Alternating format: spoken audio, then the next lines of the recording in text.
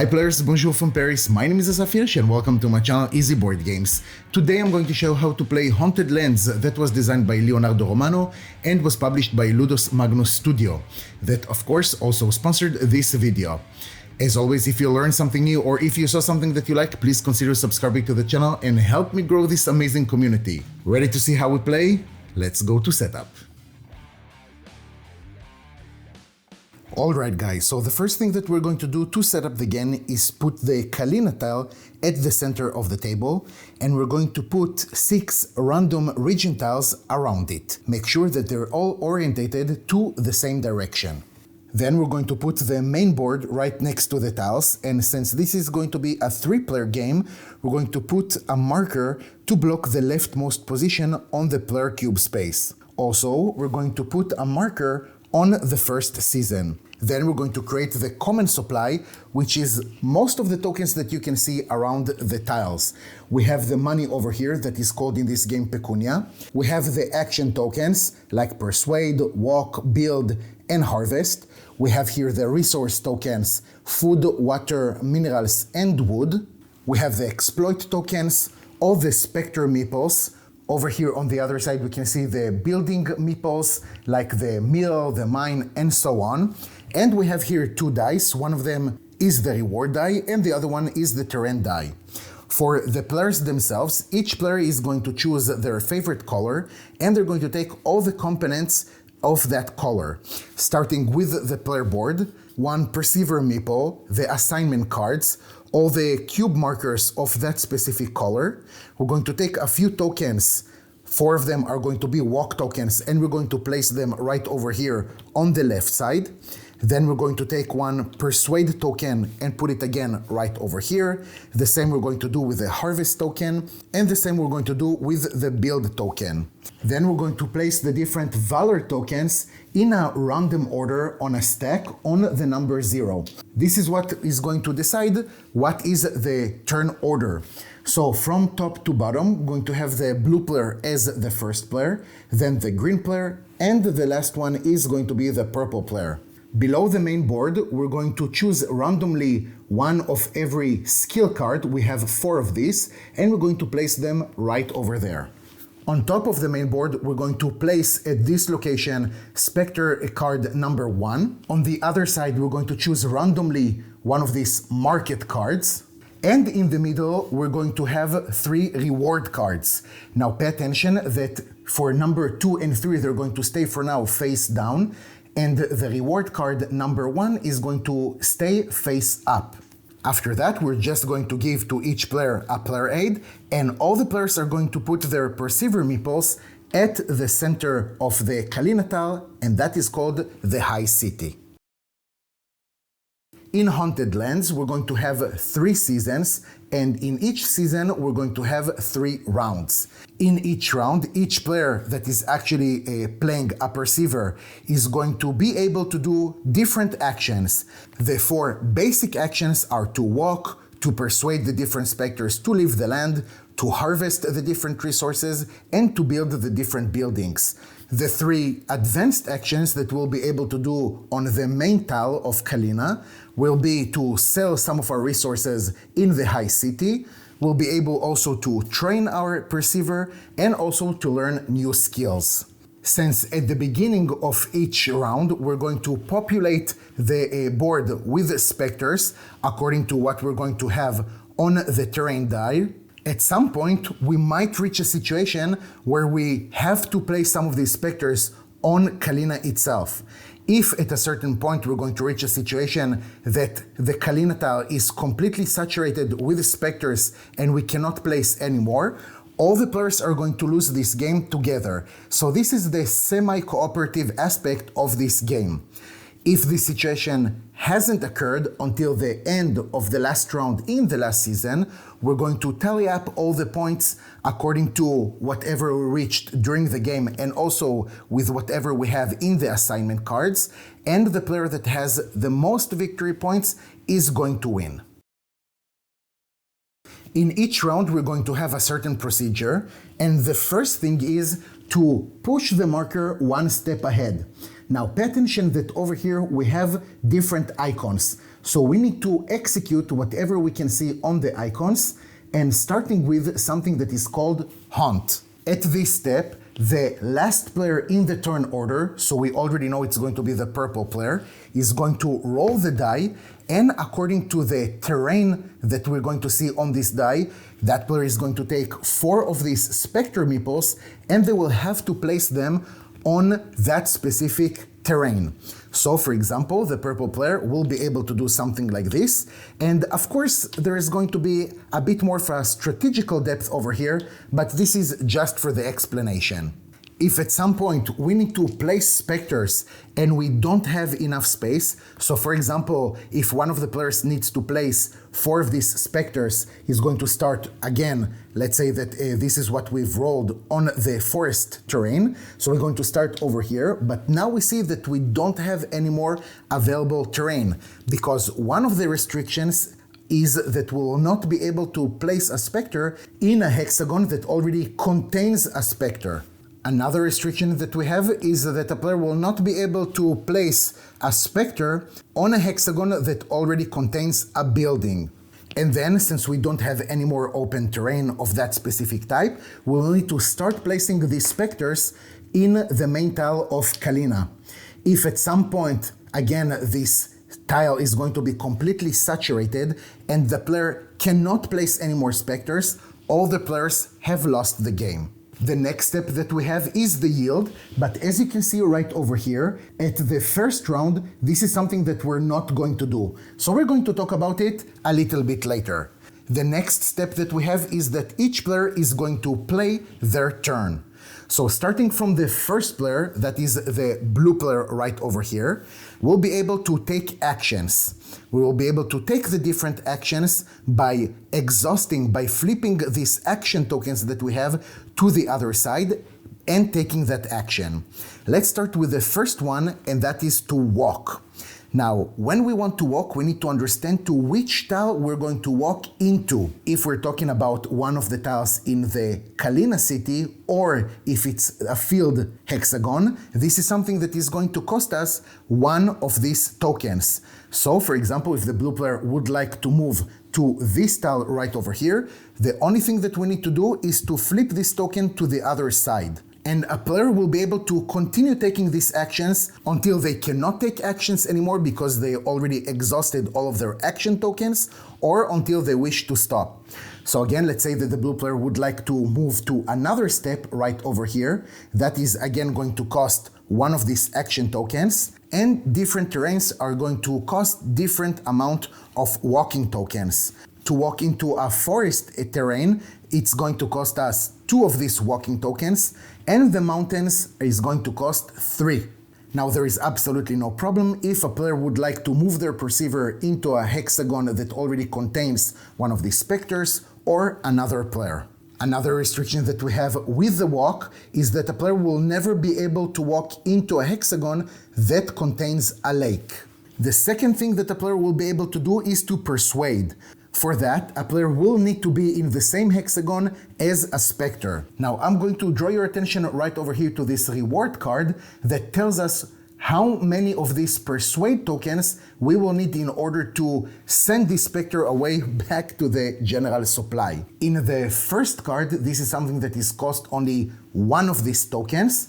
But as you maybe already guessed, in the second card it's going to be 2 of these tokens, and in the third it's going to be 3 Persuade tokens in order to get rid of a specter. So now if the blue player would like to take this action, they need to exhaust this token, flip it to the other side, and by that they're going to send this specter back to the general supply.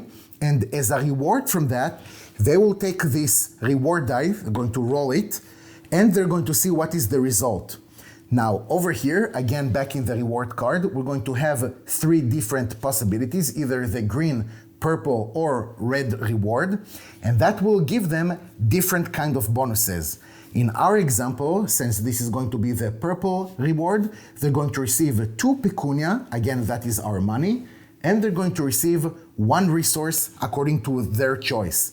If it would have been the green reward, then they would have taken 2 resources to their choice, and if it would have been the red reward, they would have taken 4 pecunia. The next action that a player will be able to do is to harvest. Now, each type of terrain that we have is going to give us a different type of resource. A field is going to give us food, a forest will give us wood, mountains are going to give us minerals, and we're going to see in just a few more seconds how we're going to get water. So right now, if the blue player decides that they want to harvest in this place, they just need to exhaust their action token. Then they're going to take this exploit token, put it right over here, and they're going to take one of these resources and they're going to put it in their own supply. Now, since we cannot walk into a hexagon that contains a lake, we'll be able to harvest water from any adjacent hexagon to that lake, even if we're situated on the Kalina tile. So when we want to harvest water, we're going to put the exploit token on that specific lake. Now we have a few restrictions over here. The first restriction is that once we have an exploit token, neither of the players will be able to harvest resources from that hexagon. The second restriction that we have is that if we have a building in that specific hexagon, again, a player will not be able to harvest. The third restriction is regarding the personal supply of that player. As you can see over here, each player has a limit of 3 maximum per one resource. If at some point you need to receive a certain resource, but you're already full for that resource, the only thing that you need to do is to give back that resource to the general supply. The fourth and last basic action that a player will be able to do is to build. Now we have 4 types of buildings that are going to produce for us the 4 types of resources. So over here in the forest, we'll be able to put a lumber yard. If a player will be on the mountains, they will be able to build a mine. If a player will be on the field, they will be able to build a windmill. And now you might ask me, how will be able to build something to take water if a player will not be able to enter into a water hexagon? So in order to build this Noria, that building that is going to produce water for us, a player will be able to build this building anywhere around this lake. So for example, the blue player will be able to build a Noria right over here. And that means that this building will be able to produce 1 water to that player. Now, in order to indicate which building belongs to each player, every time we're going to build a building, we're going to add this marker in the color of that player, and we're going to put it on top of it just like this. Pay attention again that we have a restriction and we will not be able to build a building in a hexagon that already contains a building. The second restriction for building is that we also cannot build a building in a hexagon that contains a specter. Now, important to say that each building that we're building is going to gain for us a different amount of victory points. The windmill is going to give us 1 victory point, the lumberyard 2 victory points, a mine 3, and a Noria is going to grant us 1 victory point. When we need to take victory points, we're going to take the Valor token and we're going to advance on it on the main board. So if, for example, right now the blue player has built a mine, so let's take this one and put it right over here, then they're going to take their Valor marker and they're going to advance with it 3 times. So 1, 2, and 3. The 3 advanced actions we'll be able to take only on the main tile. Let's start with the first one, and that is to sell some of our resources. This action we'll be able to do if we're in the middle of Kalina tile, and that is the high city. And now we'll be able to sell our resources, and we can see right over here on the market card how much money we're going to receive from it. So over here we can see that if we're going to sell one of these resources, doesn't matter which one, we're going to receive 2 pecunia. If we're going to sell 2 different resources, then we're going to receive 5. And if we're going to sell 3 different resources, we're going to receive 8 pecunia. So let's say right now that the blue player is going to sell 1 food, 1 water, and 1 mineral. We're going to take it from the supply of the player and put it back in the general supply. Now the blue player is going to take 8 pecunia and they're going to put it next to their board. Pay attention that for pecunia we're not limited, so we can have as much money as we want. With this money, we'll be able to do something that is called to train our hero. In order to train our hero, we need to be in one of the areas that are called borough, and those are the 6 hexagons around the high city. Now, if we're going to look at the player board, we can see that we'll be able to train our hero, and that means to add more of these action tokens if we're going to pay that specific price. So let's say that the green player has those 8 pecunia. They will be able, for example, to add one of these walking tokens, and we're going to pay the price, of course, of the leftmost available space on our board. So right now we can see that it's going to cost 7, later it's going to cost 10, and of course, the more right position that we have, the more pecunia it's going to cost. By paying these 7 pecunia back to the general supply, they will be able to take one more walking token that we have right over here and add it on its exhaust side, not on its active side, to that specific place. Now, once we have traded our perceiver with the last position of that specific token, we're also going to receive a certain amount of victory points. So let's say that by paying 10 pecunia, the green player is going to receive one more of these harvest tokens, again on its exhausted side. Then they're going to receive 4 victory points. So from 0, the green player will be at 4. The third and last advanced action that a perceiver will be able to take is to learn a new skill. Now, over here, this is the 4 skills that we have, and that is something that is going to change from one game to another. And we can see that each skill card has a different cost. Over here, for example, we can see that the player will need to pay 1 food and 1 water in order to learn this skill. So if the purple player, for example, is situated right over here and they have these resources, so 1 water and 1 food, they're going to pay it back to the general supply. Then they're going to take one of their cube markers and they're going to put it in the leftmost available space right over here. And then they're going to, first of all, score that amount of victory points. So over here it will be 1, 2, and 3. And that skill is considered to be active starting from now.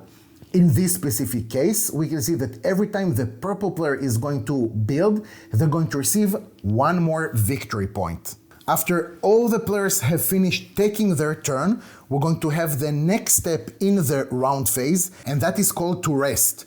When a player is resting, then they're going to restore all of their action markers back to their active side. So in the next round, they will be able to take more actions. Then we're going to have the next step, that is ranking. And here we're going to change the turn order according to the position of the valor marker. So right now, the player with the most victory points is going to be the first player. That is going to be the green player, of course. And here we can see that we have 2 players in the same position. So again, from top to bottom, the purple player is going to be the next player. So that is the second player in the turn order. And the last player, which is the blue one, is going to be the third player. Then we're going to have the end of the round, and we're going to advance with the marker 1 step ahead. So again, we can see that we have here 2 icons. The first one is again to hunt, just like we've seen before, but now it's going to be the blue player. Since he's the last player, they're going to roll the terrain die, and they're going to take 4 specter beeples to put them in the same terrain, just like this. So in our case, for example, the blue player decides to put it over here. Now, if we have survived and the game is not finished and everything is okay, we're going to move to the next thing, and that is the yield. Here, the different players are going to take resources according to the buildings that they have on the board. In our case, for example, it's only going to be the blue player that is going to receive 1 mineral. So they're taking it from the supply and they're going to put it in their own supply. Again, pay attention that we have a limit of 3 per each resource. And also, now I want to draw your attention to the Spectre card right over here. And this one says that if we have a building that is adjacent to a Spectre, that building is not going to produce resources during the yield. After we have finished the 3rd round, and before we're going to move to the 2nd season, we can see that we're not going to have here yield. And also we have another icon, and that is related to the assignment cards. With the assignment cards, all the players that are not leading with the victory points are going to take one of their assignment cards. They are all equal to all the players. They're going to choose one secretly and they're going to put it secretly on their board. Now on this card, we have different conditions to score victory points at the end of the game when we're going to have the final scoring. On this card, for example, the green player is going to have 3 victory points for each mine that they have on the board. Now, just before we're starting the second season, we're going to take the first card, the first reward card, we're going to discard it from the game, and we're going to turn over the second reward card of the game. So you have guessed it already, right? When we're going to move to the third season, first of all, pay attention that now all the players that are not leading, okay, are going to take 2 of these assignment cards, and with the third season, we're going to discard the second reward card and we're going to reveal the third reward card. At the end of the third round of the third season, then now it's time to tally up all the points. So that is something that we're going to have with the assignment cards, and the player that has the most victory points is the winner. Now pay attention that just like we did with the ranking, let's say that at the end of the game, this is the situation that we have. So we have 2 players with 12 victory points. The player that is situated on top of that pile is going to be the winner. In our case, it will be the green player.